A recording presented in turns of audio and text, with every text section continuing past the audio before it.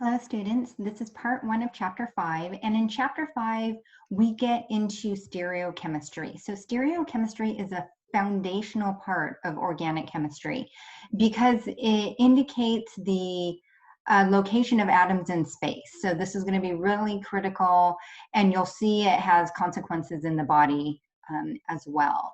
So I want you to pay attention to what makes a compound chiral, and how to assign the specific configuration for a compound chiral center.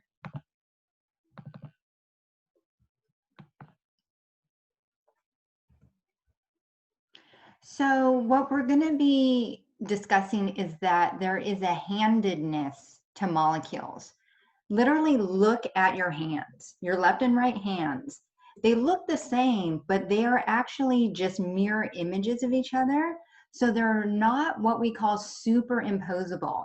If I try to stack my hands on top of each other, my thumbs don't stack perfectly. They're mirror images of each other. So we call this sort of handedness chirality. And there's a chirality of certain molecules, and it plays a major role in their interactions with enzymes or receptors in the body. So depending on where atoms are located, they might bind to certain receptors, say, for example, in the nose. So just the shape of the molecule, also the polarity, how it binds, that can lead to how we interpret smells. To have a chiral center, you need a center that has 4 different groups. So if we look at an sp3 hybridized carbon, which there are a lot of in organic molecules, that's tetrahedral with 4 groups. If there are 4 different groups, and there has to be 4 different ones, then you get a molecule that are like your hands, not superimposable. So the 2 compounds you can see here on the lower left, they have different arrangements of atoms. And in this example, the mirror image is those that pair of compounds is called enantiomers. So enantiomers means opposite. Let's look at this with a real compound, 2-bromobutane. So we have butane, there are 4 carbons here with the ethyl, this carbon, and this methyl, and there's a bromine in the 2 position. That means this carbon that I'm indicating here is a stereocenter. It is a chiral center because it has 4 different groups. And if you look at its partner in the mirror, these are mirror images and they're not superimposable. So we call those 2 enantiomers of each other. Later, we can label them R or S. Chirality comes from chair, for Greek for hand. And one thing I want you to notice is that molecules that do not have any sort of plane of symmetry in them, they're chiral. So your hands do not have a plane of symmetry. If I bisect down here, it's different. I've got my thumb on one end, the pinky on the other. In this direction, I have the palm end and I have the top of the palm. There is no plane of symmetry. So when you look at a carbon with 4 different groups, you cannot generate a plane of symmetry. Right there, you know your molecule is chiral. However, if you even just have 2 identical groups, so here's a carbon with 1, 2, 3 different groups, and there are 2 balls of number 3, I can make a plane right through, so the balls 3 are on either side of the plane, and that is a plane of symmetry, and the molecule is chiral. So that means if I took a mirror image of this, it is superimposable. It would stack perfectly spot to spot.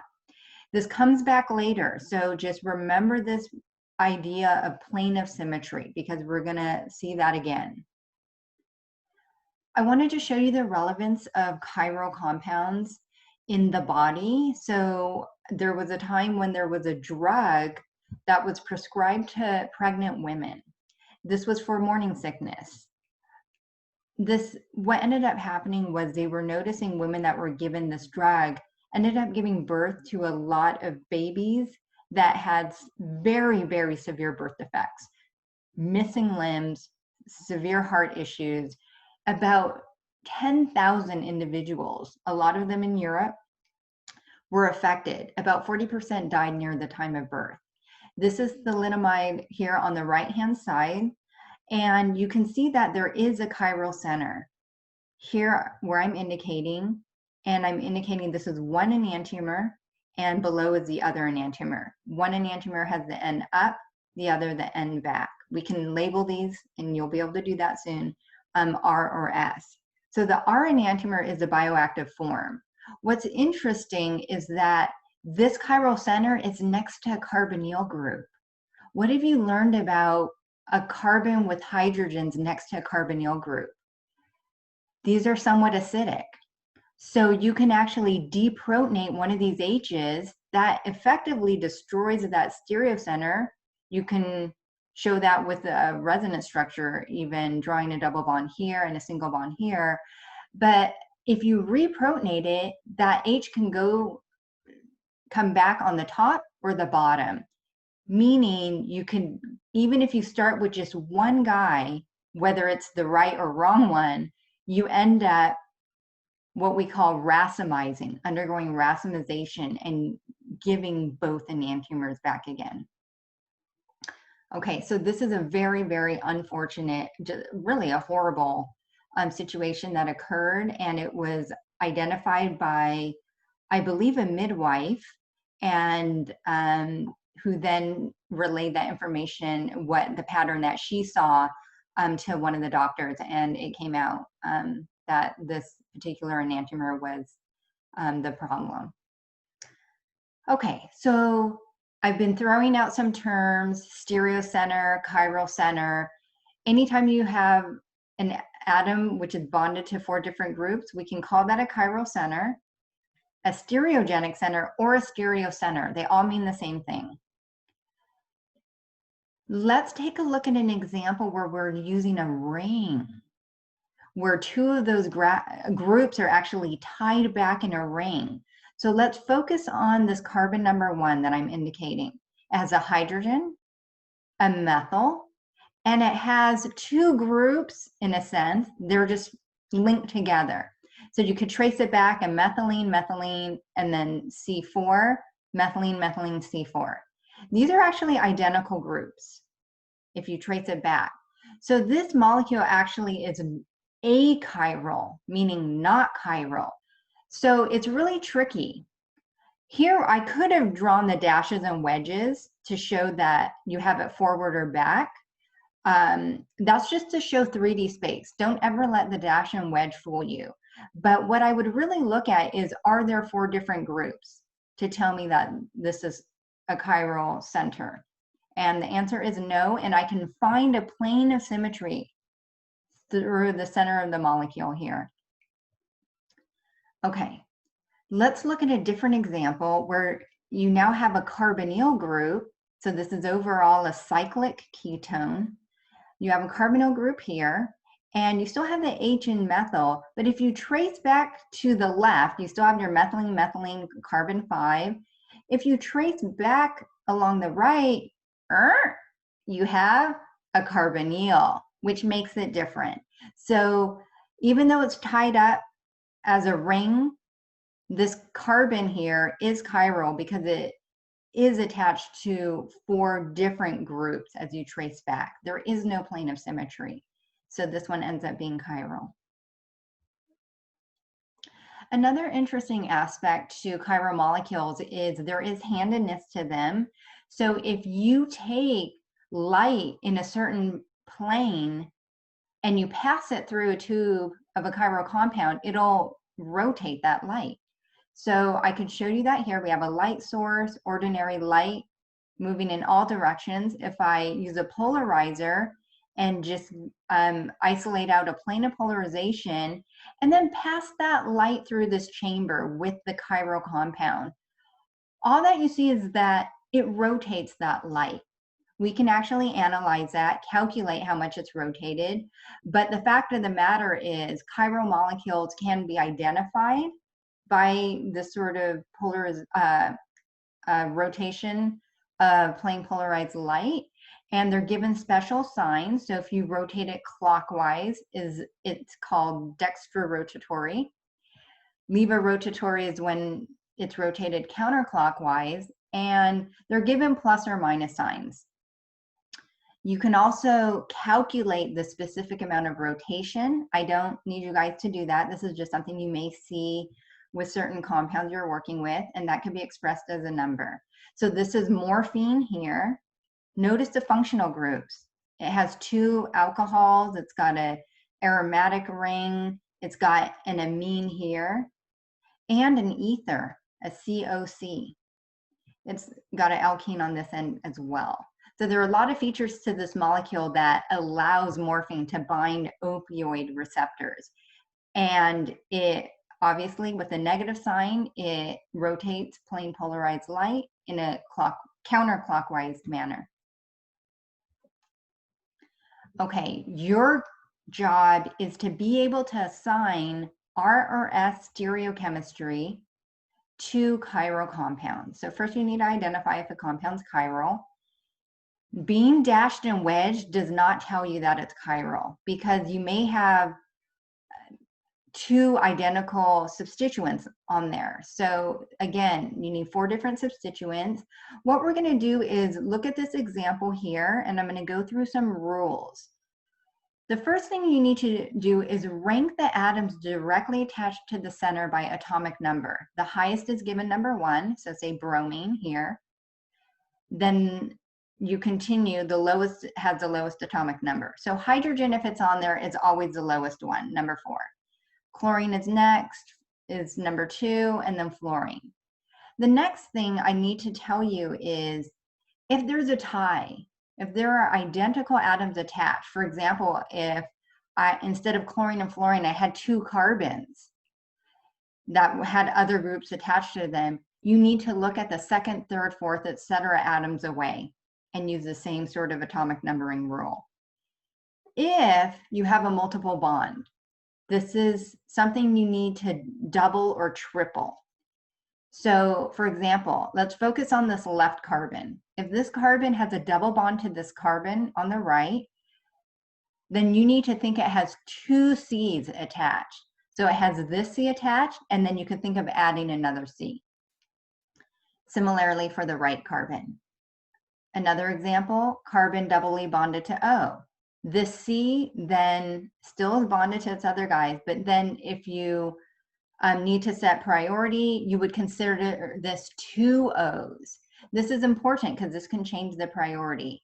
This carbon attached to an N, triply bonded, it's like it has 3 N's, 1, 2, 3. So that's how you're going to do this. The next thing is, how do you assign the stereochemistry, R or S? You number, as we already did, 1, 2, 3, but now you need to decide if you're going to be, if you're going to be tracing along 1, 2, 3 in a counterclockwise or a clockwise fashion. So the key here is you need to put the lowest priority group, number 4, in the back. And do you see how the hydrogen is dashed? The dash means it's away from you, behind your screen. So that is back. So then as I've drawn it, and you should always have 2 straight lines and a dash and wedge next to each other for a tetrahedron. Now, as I've drawn it here, I trace 1, 2, 3, and that's counterclockwise. So counterclockwise, you give it an S notation. It stands for sinister in Latin, meaning left. Here, the enantiomer, bromine is 1, chlorine, fluorine, I would have traced clockwise to the right, and you give that notation R. A couple tricks. So if you noticed in the previous slide, the configuration R or S switches for the enantiomer or for the mirror image. So if you have the mirror image of something, say this is R, and you take the mirror image, you should have S, and you will have S. And the other thing is anytime you have a chiral molecule, switching the RS configuration of every stereocenter will give you the enantiomer. So that may be a trick you find useful later. The other more useful trick, I think, is what happens if your hydrogen or lowest priority group is drawn forward and not dashed. So I have this example here. Think about what would you do in that situation. So the hydrogen's coming towards you. I need it going away from me. So one thing you could do is you could literally just flip the molecule on its back. So flip it over where the fluorine is now on the left, the methyl's on the right, and the hydrogen now goes back. Then do the priority. F is 1, O is 2, and methyl, the C for methyl is 3. That's in a clockwise fashion, so that's R. So that'll work. You guys can do that. If redrawing it is difficult for you, another thing that you can do, and it's actually something I do, is I notice that the H is forward. So I'll go ahead and determine R or S just based on what I see.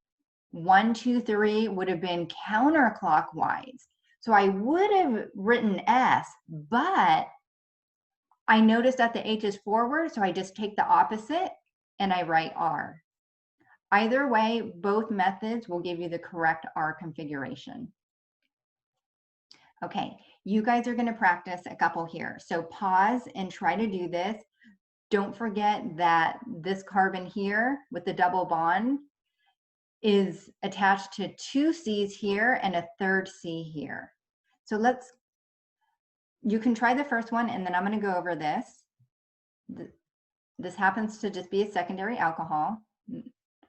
And priority for this chiral center here has 3 groups, one attached to an O and 2 C's, but these C's are different. These groups are different. One's an aromatic ring, a benzene ring, the other's a methyl group. So what I did was, since these are both C's, I have to look at the next atoms out, which are HHH here, and I suggest you write it, and here it's CCC. So the first point of deviation is the C versus H, so this benzene ring gets 2nd priority, and then 3rd. And the hydrogen is not drawn, but it's dashed and back. So we're already set up. 1, 2, 3 is counterclockwise and the hydrogen's back. So it's S, and I wrote S here. Okay, pause and try the other ones if you haven't already. And I'm going to go over this. So this compound here has 2 stereocenters. I'll do the left one. O is the first priority. Then here you have a methylene group, it's CHH, and then the methyl group is HHH. So if you ever have methyl versus some other substituted carbon, the methyl will be lower priority. So here the priority is 1, 2, 3. That's R, and then H is back, so that's correct as R. And then let's do this one. This is our stereocenter here. Chlorine, and then the CHH, and then HHH. So this is counterclockwise in S. For this amine, I have nitrogen, that's number 1 priority. The CCH is next, and then the methyl. So that is going to be clockwise, but the H is forward here. I know that because the nitrogen is back. These are straight lines, so the H must be forward. So if I had originally done R, then I take the opposite, it's S. And this last one, you have bromine, this alkyne, and this methyl. So the alkyne is CCC. So my priority is bromine 1, alkyne, and then methyl. That's clockwise, but the hydrogen's forward. So instead of R, I take the opposite, it's S. Okay, that ends that piece for chapter 5, part 1. We'll continue more with diastereomers and mesocompounds.